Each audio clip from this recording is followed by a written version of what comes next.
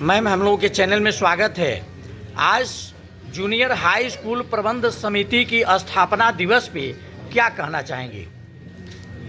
राष्ट्रीय जूनियर शिक्षण प्रबंधक संघ का स्थापना दिवस है और ये संगठन को स्थापित इसलिए किया गया है कि विद्यालयों पर आ रही समस्याओं को, इसकी व्यवस्था को संगठन सुचारू रूप से देखे और इन समस्याओं को निवारण दिलवाए जी। क्योंकि विद्यालय चलाने में इतनी समस्याएं आती हैं। अभी हमने कहा कि विद्यालय में बिजली का बिल कमर्शियल कर दिया गया है। इतना बिजली का बिल आता है कि विद्यालय देने में असमर्थ हो जाता है। इस पर सरकार को संज्ञान लेना चाहिए और उसके बिजली के बिल में कुछ ऐसा करे कि उसको व्यवसायी और कमर्शियल न करे, बिजली के बिल छूट ही कर दे विद्यालयों के लिए, क्योंकि ये विद्यालय का काम सामाजिक काम है। बच्चों को शिक्षा दिया जाता है और विद्यालय बच्चों को शिक्षा देता है, शिक्षित करता है, संस्कार देता है। तो विद्यालयों को इतना प्रताड़ित क्यों किया जाता है?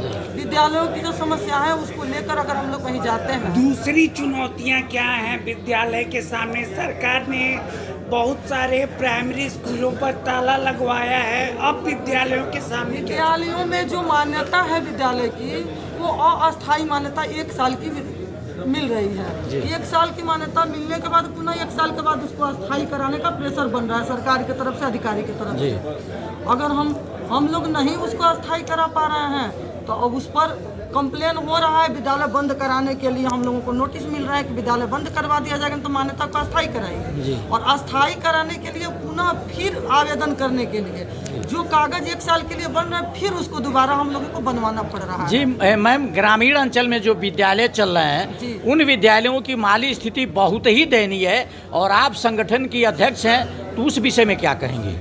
विद्यालयों की स्थिति दयनीय है और इस पर सरकार को विचार करनी चाहिए। बार बार मैसेज दिया जा रहा है, नोटिस दिया जा रहा है, ज्ञापन सौंपा जा रहा है, लेकिन इस पर संज्ञान नहीं लिया जा रहा है सरकार की तरफ से, अधिकारी की तरफ से। छोटे विद्यालय है, छोटी व्यवस्था है, बड़ा मानक कंप्लीट नहीं कर सकता है विद्यालय। मैम, जैसा कि आपने कहा है कि बीईओ पैसे की डिमांड करते हैं, तो आपका एक संगठन है, आप क्या चैलेंज देखती हैं उनके साथ? विद्यालय पैसे का डिमांड अधिकारी विद्यालय से अगर करते हैं तो विद्यालयों की व्यवस्थाएं सही नहीं है। अगर छोटा विद्यालय हम मानक नहीं दे पा रहे हैं, मानक के हिसाब से नहीं है, तो वहाँ उत्पीड़न होता है हम लोगों का। हम लोगों के चैनल के माध्यम से माननीय मुख्यमंत्री जी और शिक्षा मंत्री जी से क्या कहना चाहेंगे? माननीय मुख्यमंत्री जी से मेरा यही कहना है कि विद्यालय की जो मान्यता का जो प्रोसेस है उसको कम किया जाए, शिथिल किया जाए, और 1 साल के लिए जो मान्यता दिया जा रहा है उसे पुनः अस्थाई दे दिया जाए और अस्थाई मान्यता न दी जाए, क्योंकि इसको मान्यता को अस्थाई कराइए